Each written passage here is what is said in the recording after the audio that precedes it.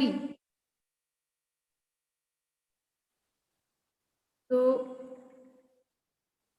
these are the notes of mycbsc.com, and we are doing chapter 6, life processes.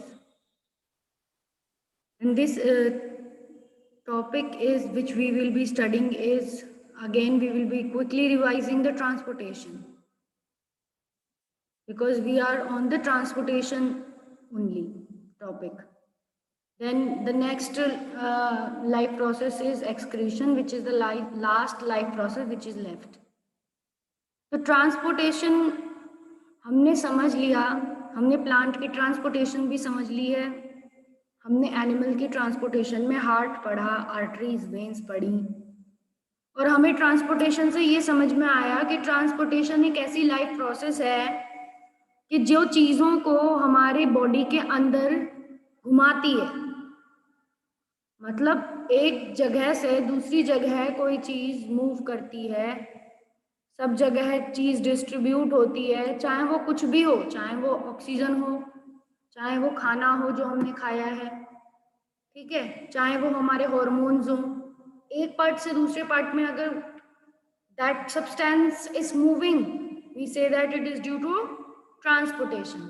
कौन सी life process की वजह से हो रही है? ट्रांसपोर्टेशन। ठीक है, तो अब यहाँ पे 2 पॉइंट्स लिखे हुए हैं, रीड करो इनको, क्या पॉइंट्स हैं ये? स्क्रीन पे आप देख रहे हो, you are able to see the screen? Ma'am, your Yes, screen ma'am. is like I'm not able to see it properly. One is able to see, one is not able to see. What is this? If the screen is shared, everyone should be able to see it. Can Now anyone tell me that are you able to Yes, see ma'am. it? Okay, are you able to see? Yes, ma'am. Now is it visible? Everyone? Yes, ma'am. Yes, ma'am. Okay, so read. Any one of you read the 2 points of transportation? Okay, ma'am. Human transportation. First, human beings, like other multicellular organisms, need regular supply of food, oxygen, etc. This function is performed by circulatory system or transport system. Second, the circulatory system in human beings consists of a pumping heart, organ heart, and blood vessels, arteries and veins, a circulatory medium, blood and lymph. Good. So the point which they have discussed is just the same point which I was telling कि circulatory system इसीलिए ज़रूरी है because it is transporting nutrients, regular supply of food, मतलब food मतलब nutrients, आपकी body को regular supply चाहिए food की, ऑक्सीजन की रेगुलर सप्लाई चाहिए। तो अगर ट्रांसपोर्ट सिस्टम ही नहीं होगा, तो आपके सर्कुलेटरी सिस्टम ही नहीं होगा, तो आपकी बॉडी में हर सेल्स में ऑक्सीजन नहीं पहुंच पाएगी, खाना नहीं पहुंच पाएगा। तो ट्रांसपोर्टेशन सिस्टम सब जगह सब चीज़ों को पहुंचाता है।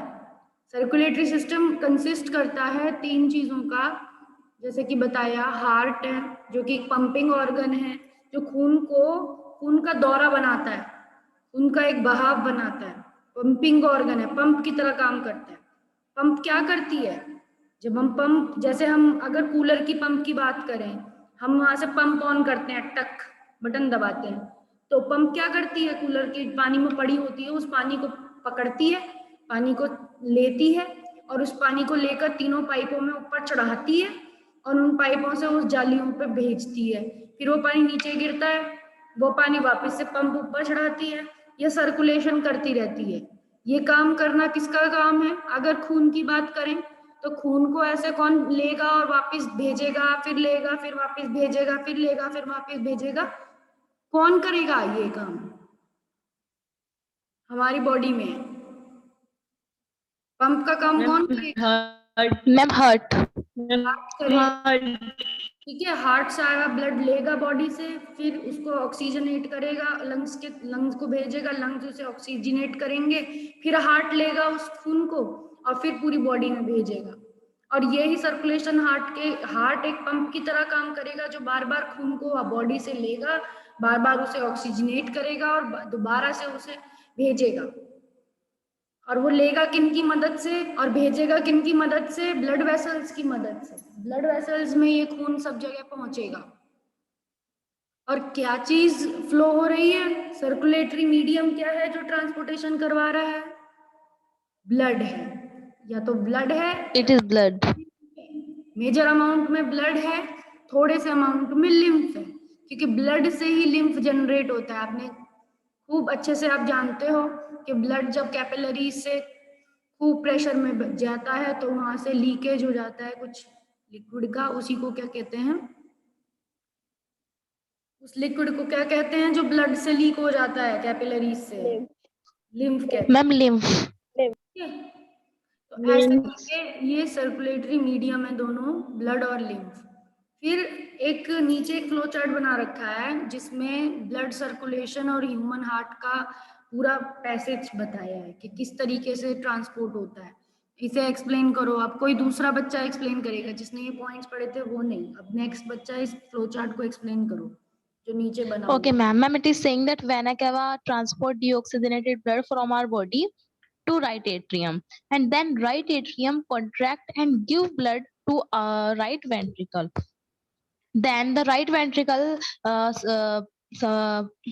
forward that blood to lungs through pulmonary artery, and after that lungs purify, or I can say, or make fill oxygen in that particular blood, and then it come oxygenated blood come in our left atrium, then left atrium transported to left ventricle, and then finally left ventricle transport the oxygenated blood to our whole body through through aorta. Very good. तो दिव्या ने बहुत अच्छे से explain करा है इसे कि कैसे डीऑक्सीजनेटेड ब्लड से उसने स्टार्ट करा है कि डीऑक्सीजनेटेड ब्लड कैसे कौन सी वेसल से आता है? वेना कावा के थ्रू। कौन सी वेसल ला रही है डीऑक्सीजनेटेड ब्लड पूरी बॉडी से? Vena cava. वेना कावा के थ्रू किधर आएगा? कौन रिसीव करेगा? पहला जो रिसीविंग चेंबर है वो राइट एट्रियम है, तो ये रिसीव करेगा। ठीक है, it will receive. Then receive कर लिया, उसके बाद राइट एट्रियम से वो कहाँ जाने चाहिए? राइट वेंट्रिकल जाएगा। इनके राइट एट्रियम से राइट वेंट्रिकल के बीच में एक वॉल्व होगा, वो उस वॉल्व के through it will go to the right ventricle. ठीक है, मतलब वन वे फ्लो होगा, upper chamber to the lower chamber. फिर वो लंग्स में जाएगा। कहाँ जाएगा? लंग्स में। ठीक है, और लंग्स में जाने के लिए कौन सी वेसल बताई दिव्या ने? राइट वेंट्रिकल से जो लंग्स में भेजती है वो वेसल कौन सी होती है? पल्मोनरी आर्टरी के वेन्स। कौन सी भेजेगी? हार्ट से जो वेसल लेके जाती है लंग्स में, डीऑक्सीजनेटेड ब्लड लेके जा रही है। एक्सेप्शनल है ये कि बाकी सारी आर्टरी ऑक्सीजनेटेड ब्लड लेती हैं, बट पल्मोनरी आर्टरी क्या लेती है? डीऑक्सीजनेटेड ब्लड लेके जाती है, क्योंकि वो कहाँ दे रही है ब्लड को? लंग्स में दे रही है। अब लंग्स क्या कर देंगे? उसमें जो भी लंग्स में ऑक्सीजन आई होगी एयर से, क्योंकि हम सांस लेते हैं तो लंग्स में ही जाती है, तो जो भी ऑक्सीजन उसने लंग्स में ऑक्सीजन पहुंची होगी उस ऑक्सीजन को किस में ब्लड कर मिक्स कर देंगे? Oxygen will get mixed in the blood.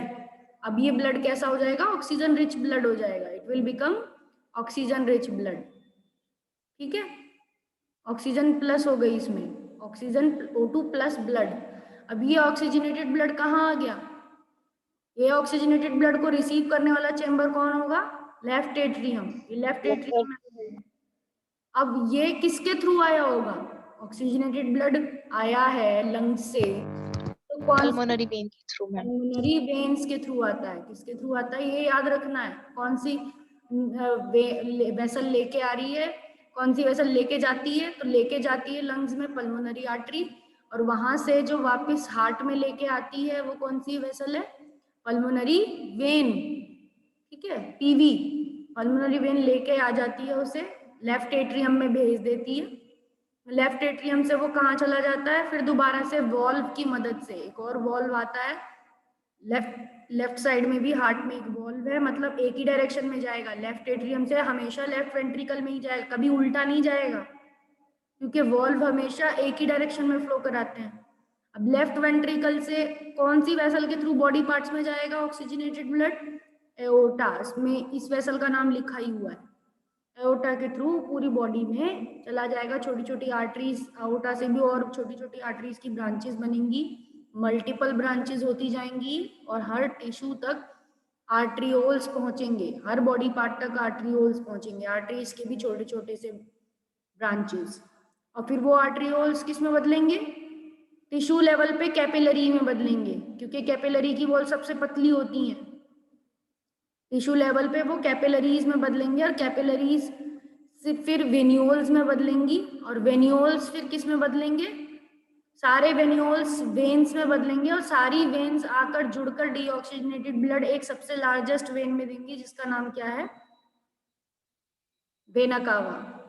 सारे वेन्यूल्स सारे टिश्यू से जो वेन्यूल्स होंगे वो वेन्स बनाएंगे और वेन्स में डीऑक्सीजनेटेड ब्लड आएगा और सारी वेन्स मिलकर एक सबसे बड़ी वेन बनाएंगी। जैसे अओर्टा सबसे बड़ी आर्टरी है, लार्जेस्ट आर्टरी है जो ऑक्सीजनेटेड ब्लड दे रही है, ऐसी लार्जेस्ट वेन है जो डीऑक्सीजनेटेड ब्लड को कहाँ डालती है लाकर?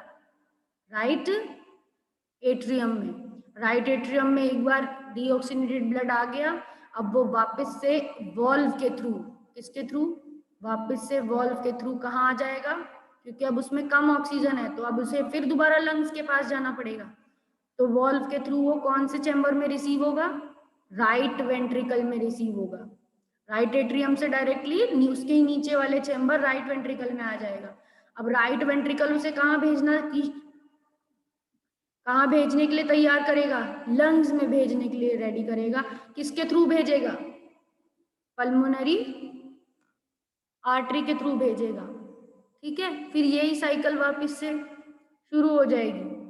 तो फिर जब राइट एट्रियम राइट एट्रियम ने डीऑक्सीजनेटेड ब्लड वेना कावा के थ्रू लिया और उसने उसको राइट एट्रियम ने राइट वेंट्रिकल के थ्रू लंग्स में भेजा। ठीक है, लंग्स में भेजा तो ये एक सर्किट हो गया, ये एक सर्कुलेशन हो गई, राइट साइड की सर्कुलेशन। राइट साइड की सर्कुलेशन में बॉडी से वेना कावा के थ्रू ब्लड आया हार्ट में एक बार फर्स्ट टाइम और उसने राइट एट्रियम से वो राइट वेंट्रिकल में भी गया और राइट वेंट्रिकल के बाद वो लंग्स में गया और लंग्स में वो ऑक्सीजनेट हो गया। तो इस सर्कुलेशन को पहली सर्कुलेशन कहते हैं और ये सर्कुलेशन होती है पल्मोनरी सर्कुलेशन। इसको कौन सी सर्कुलेशन कहते हैं? पल्मोनरी सर्कुलेशन, जिसमें हार्ट किसको सप्लाई करता है ब्लड? लंग्स को सप्लाई करता है, heart to body one time. अब दोबारा से लंग्स, क्योंकि हार्ट के अलावा बॉडी का ही पार्ट है, अब लंग्स से खून वापस से हार्ट में ही आ रहा है पल्मोनरी वेन के थ्रू। कौन सी साइड में आ रहा है? लेफ्ट एट्रियम साइड में। तो ऑक्सीजनेटेड ब्लड लेफ्ट एट्रियम लेगा और वो फिर पूरी बॉडी में भेजेगा। ये वाला नीचे वाला पोर्शन पूरा कि ऑक्सीजनेटेड ब्लड लेफ्ट साइड ने लिया, लेफ्ट साइड ने लेफ्ट वेंट्रिकल को दिया, लेफ्ट वेंट्रिकल ने अओर्टा को दिया, अओर्टा में पूरी बॉडी में गया। तो ये क्या हो जाएगा? ये कौन सी सर्कुलेशन हो जाएगी? सिस्टेमिक। इसको कौन सी सर्कुलेशन कहते हैं? Systemic circulation.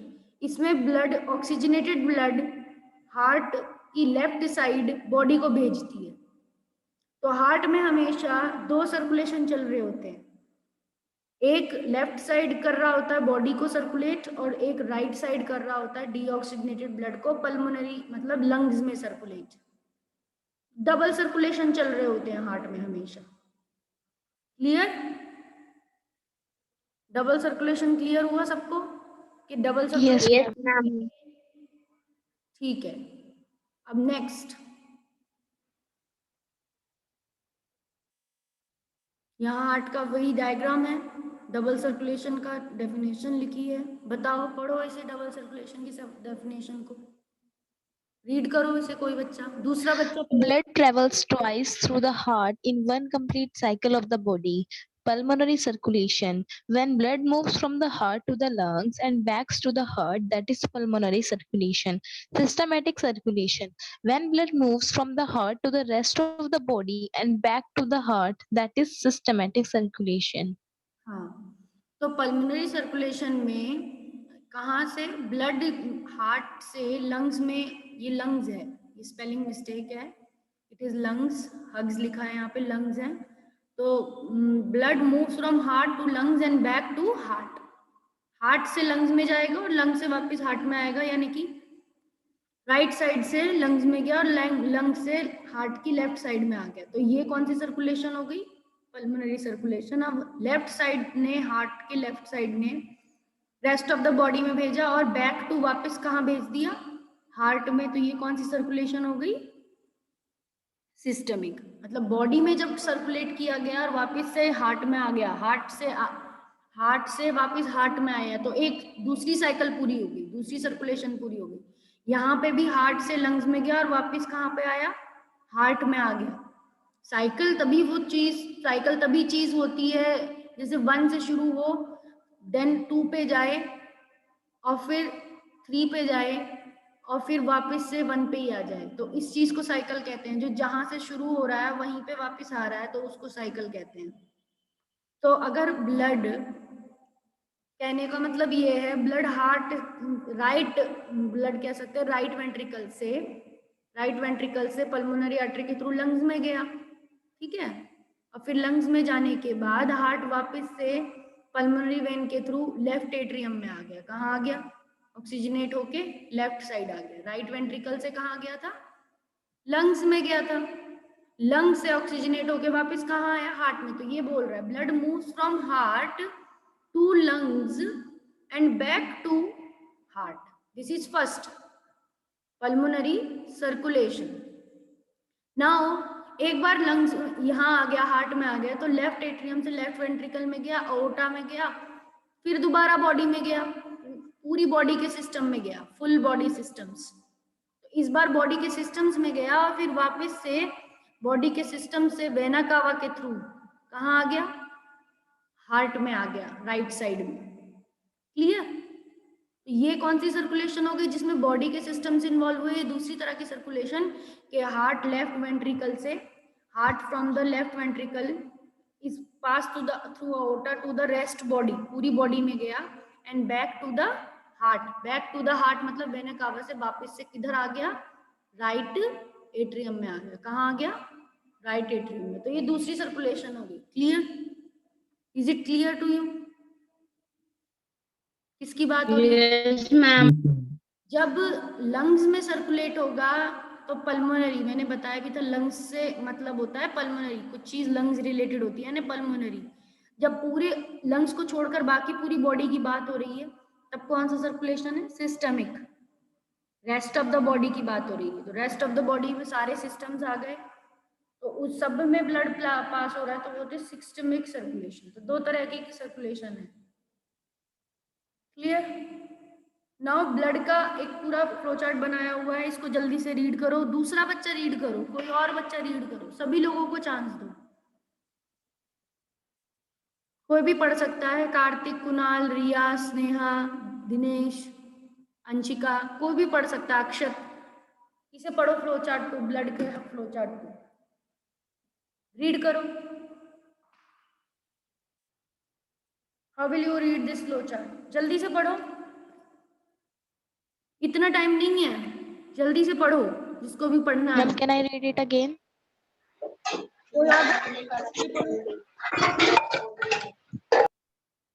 Anyone else try to read? Ma'am, blood are fluid connective tissue. Solid components, blood cap.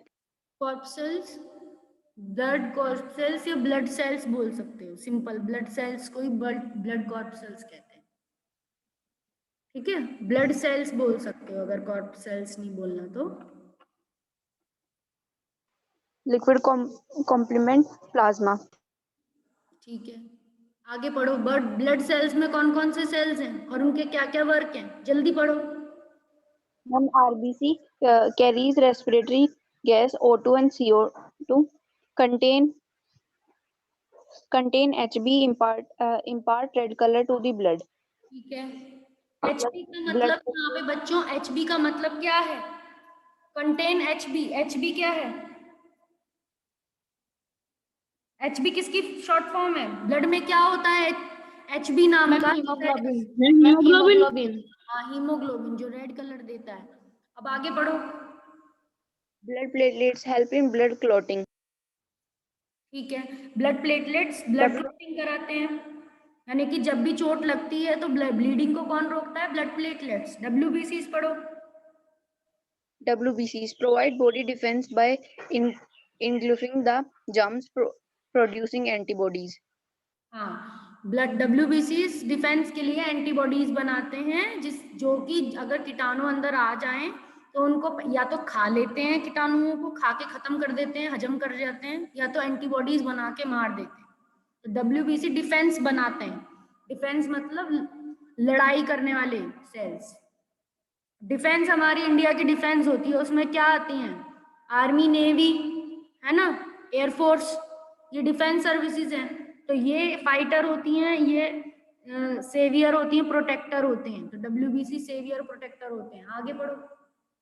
Liquid component. Liquid component Liquid components. A yellow color fluid contain 90% water and 10% organic substance like plasma, protein, albumin, globin, inorganic mineral ions. ठीक है, तो इसके अंदर एक yellow colour का fluid होता है जो कि 90% पानी है उसके अंदर और 10% ऑर्गेनिक सब्सटेंस है, जैसे कि प्लाज्मा के proteins, albumins, mineral ions, inorganic mineral ions. अब कोई और बच्चा पढ़ेगा lymph. Anyone else, any other student read lymph. Yes, ma'am. पढ़ो जल्दी। मैम लिम्स पढ़ना है? लिम्फ पढ़ना है। Okay, ma'am. A yellowish fluid that escapes from the blood capillaries into the intercellular spaces. Lymph flows from the tissue to the heart, assisting in transportation and destroying germs. ठीक है, एक yellow colour का fluid है, yellow colour का, जो कि blood capillaries से leak हो जाता है इंटरसेलुलर स्पेसिस में, मतलब टिश्यूज के आसपास फैल जाता है। और लिम्फ जब टिश्यूज से वापस लाया जाता है तो फिर वो वापस हार्ट में ही मिला दिया जाता है, ब्लड में ही मिला दिया जाता है। और लिम्फ भी एक तरह से ट्रांसपोर्टेशन में हेल्प करता है और जर्म्स को डिस्ट्रॉय करने में हेल्प करता है, क्योंकि उसमें WBCs होते हैं। क्योंकि एक्चुअली WBCs का साइज क्या है? RBC से बहुत छोटा है। तो लिम्फ लिक्विड में WBCs बहुत सारे मिलते हैं। तो फाइटर सेल्स ज्यादातर लिम्फ में होते हैं, तो उसका काम इम्यूनिटी भी है, उसका काम जर्म डिस्ट्रॉय करना भी है। अब नेक्स्ट पढ़ना है, ब्लड वेसल्स पढ़ने हैं। अब नेक्स्ट बच्चा पढ़ेगा कोई, ब्लड वेसल्स को पढ़ो। ये ब्लड वेसल्स के Can I? यस पढ़ो। Ma'am, can I? Okay, ma'am. Blood vessels are of two types, arteries and veins. Arteries are those blood vessels which carry oxygenated blood from heart to body part except pulmonary artery. And arteries are also called distributing vessels. These are thick and elastic, and these in arteries valves are absent, and they are deep skated. And veins carry deoxygenated blood from body parts to heart except pulmonary vein. Veins are also called collecting vessels. Veins have thin and less elastic, and veins have wall present to prevent back flow of the blood, and they are superficial. ठीक है, Transportation on plant. ठीक है, आपने बिल्कुल सही पढ़ा कि arteries और वेन्स का डिफरेंस है ये, कि आर्टरीज में ऑक्सीजनेटेड ब्लड जाता है सिर्फ पल्मोनरी आर्टरी को छोड़कर, क्योंकि वो लंग्स को खून लेके जा रही है जो कि डीऑक्सीजनेटेड खून है। तो सिर्फ पल्मोनरी आर्टरी में नहीं ऑक्सीजनेटेड ब्लड नहीं होता, उसमें डीऑक्सीजनेटेड। बाकी सारी पल्मोनरी आर्टरी को छोड़कर बाकी सारी की सारी आर्टरीज में कैसा ब्लड होगा? ऑक्सीजनेटेड। वेन्स में क्या होगा? ये डीऑक्सीजनेटेड ब्लड कैरी करती हैं, और सिर्फ इसमें भी एक ही एक्सेप्शन है, पल्मोनरी वेन, जो ऑक्सीजनेटेड ब्लड कैरी करती है, क्योंकि वो क्या कर रही है? वो वापस हार्ट में खून ला रही है लंग्स से। तो इसी वजह से वेन्स में पल्मोनरी वेन को छोड़कर बाकी सब डीऑक्सीजनेटेड ब्लड कैरी करती है। एक्चुअली में होता क्या है, आर्टरी एक ऐसा वेसल है, artery is that vessel which is, उसको डिफाइन ऐसे करते हैं कि it is taking away the blood. ऐसा ब्लड वेसल, जो कोई भी ऐसा ब्लड वेसल जो कि खून को हार्ट से दूर लेके जा रहा हो, यानी हार्ट से दूर टेकिंग अवे ब्लड, अवे मतलब दूर लेके जा रहा हो, from heart to other body part, from heart to other body part, ठीक है, दूसरे बॉडी पार्ट में भेजता है। तो उस वाले ब्लड वेसल को क्या कहते हैं, अदर बॉडी पार्ट, उस वाले ब्लड वेसल को क्या कहते हैं, आर्टरी, उसको क्या कहते हैं, आर्टरी। और इसके अपोजिट के from other body part two heart, heart में ला रहा हो, वापिस बॉडी पार्ट से वापिस हार्ट में ला रहा हो, तो वो कौन सी वेसल होती है, वो होती है वेन। तो इसीलिए सारी आर्टरीज तो ऑक्सीजनेटेड ब्लड लेके जाती हैं, क्योंकि हार्ट का काम ही है कि वो सप्लाई करेगा और ऑक्सीजन वाला ब्लड सप्लाई करेगा। पर हार्ट लेगा भी तो ब्लड, डीऑक्सीजनेटेड ब्लड उसे लेना भी तो पड़ेगा कि उसे ऑक्सीजनेट करके वापस भेजे बॉडी से। तो जिस वेसल से वो लेगा ब्लड, जिस वेसल से उसको खून वापस मिलेगा हार्ट को, वो वेन है। वेन में कैसा ब्लड होगा, जिसमें ऑक्सीजन नहीं होगी या डीऑक्सीजनेट होगी पर कम होगी, डीऑक्सीजनेटेड ब्लड होगा। तो वेन इसीलिए वापस लाने वाले वेसल्स हैं। तो वापस लाने वाले वेसल्स सब डीऑक्सीडेटेड लाते हैं, बट पल्मोनरी आर्टरी क्योंकि कौन से किससे ला रही है खून वापस हार्ट में, लंग्स से ला रही है, फ्रॉम लंग्स टू हार्ट ला रही है ये। तो लंग्स तो क्या करेंगे, लंग्स में कुछ भी चीज आई उसमें क्या मिक्स होना है, लंग्स में कुछ भी चीज आई उसमें क्या चीज मिक्स होएगी, ऑक्सीजन। तो लंग्स अगर वापस से हार्ट को देगी खून, तो वो कौन सा वाला खून होगा, ऑक्सीजन रिच खून होगा, उसमें ऑक्सीजन घुली हुई होगी। तो पल्मोनरी वेन क्या लाती है, पल्मोनरी वेन कौन सा ब्लड लाती है, ऑक्सीजनेटेड, ठीक है। और बाकी सारी वेन्स, पल्मोनरी वेन को छोड़कर बाकी वेन्स कौन सा ब्लड कैरी करती हैं, उनके अंदर कौन सा ब्लड होता है, बाकी वेन्स के अंदर डीऑक्सीजनेटेड। ये पॉइंट इसलिए मैं बार बार फोकस इस पे कर रही हूँ, क्योंकि ये इंपॉर्टेंट पॉइंट है, बच्चे भूल जाते हैं, पर ये दोनों एक्सेप्शन याद रखने हैं। Also called distributing vessels, arteries को और क्या कहते हैं, डिस्ट्रीब्यूटिंग वेसल्स कहते हैं, क्योंकि ये ऑक्सीजनेटेड ब्लड सब जगह फैलाती हैं। एंड वेन्स को वापस से कलेक्ट करने वाले वेसल कहते हैं, क्योंकि ये सारे बॉडी से खून वापस लाती हैं। ये थिक होती हैं, मोटी होती हैं आर्टरीज, और इलास्टिक भी होती हैं, चौड़ जाती हैं। ये थिन होती हैं, पतली होती हैं, ये कम चौड़ती हैं, कम इलास्टिक होती हैं। वॉल्व क्या होते हैं, इसमें नहीं होते आर्टरीज में, पर वॉल्व्स इनमें होते हैं, ताकि एक बार जो खून ऊपर चढ़ाया है वो खून वापस नीचे ना जाए, तो बैक फ्लो को बचाने के लिए वेन्स में होते हैं वॉल्व्स।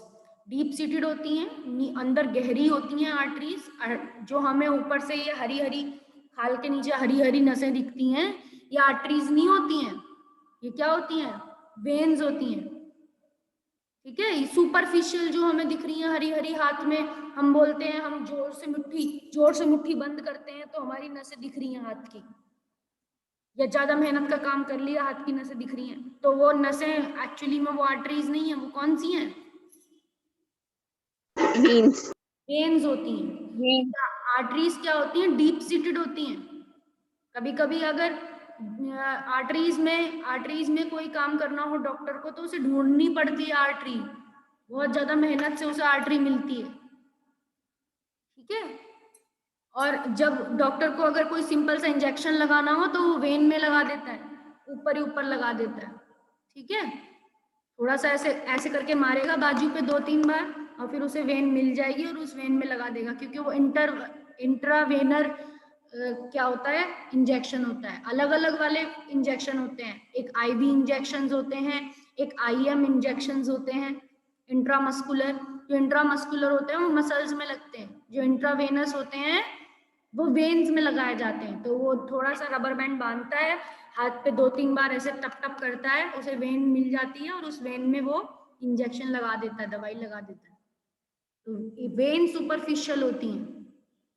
पर कोई अगर हीमोडायलिसिस के लिए जाएगा, मतलब कोई अपना खून ब्लड साफ करवाने जाएगा, जैसे कि आगे वाले टॉपिक में हम देखेंगे एक्सक्रीशन में, तो उसको डॉक्टर को क्या ढूंढनी पड़ेगी, आर्टरी ढूंढनी पड़ेगी डॉक्टर को, he has to find artery, क्योंकि आर्टरी से वो खून निकाल देगा, क्योंकि आर्टरी में ऑक्सीजनेटेड खून आता है, और उस आर्टरी से खून निकालकर उसे साफ करेगा। और फिर वापस उसे बॉडी में वेन के थ्रू भेज देगा। ठीक है, यहाँ पर हीमोडायलिसिस का डायग्राम नहीं दिखा रखा, बट यहाँ बुक में आपके एनसीईआरटी में हीमोडायलिसिस का डायग्राम है। ठीक है, तो उसमें आर्टरी से खून लिया जाता है हीमोडायलिसिस के वक्त। यहाँ पे देखते हैं, क्या पता इस पीपीटी में हो डायग्राम, और उसको वापस से फिर साफ करके और उसे चढ़ा दिया जाता है, वेन के थ्रू भेज दिया जाता है फिल्टर करके। ऐसे फिल्ट्रेशन जो ग्लोमेरुलस में फिल्ट्रेशन होते हैं, वैसे उसके हीमोडायलिसिस के फिल्टर होते हैं। ये देखो, blood is removed and is pumped back. पता नहीं नीचे क्यों नहीं हो रहा।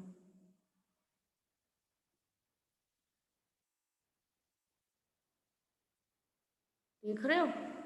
तो यहाँ से आर्टरी के थ्रू, ये रही आर्टरी रेड कलर वाली, आर्टरी के थ्रू खून निकाला गया है।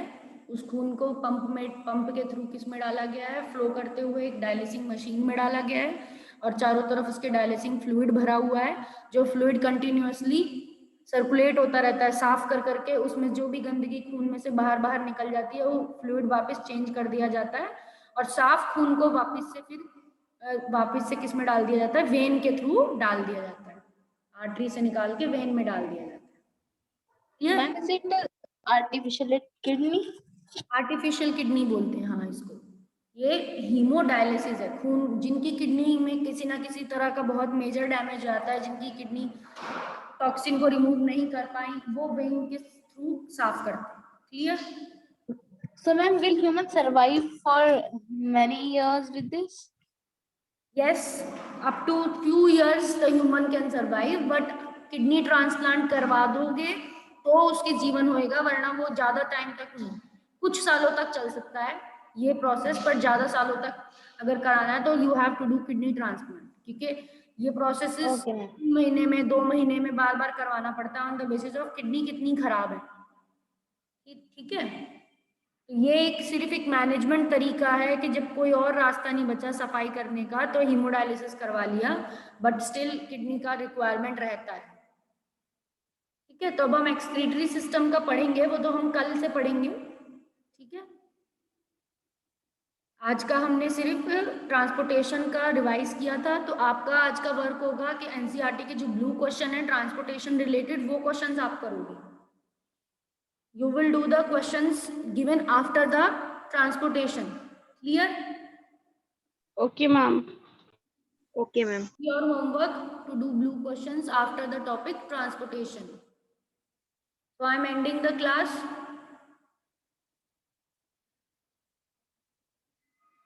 I am ending the class now.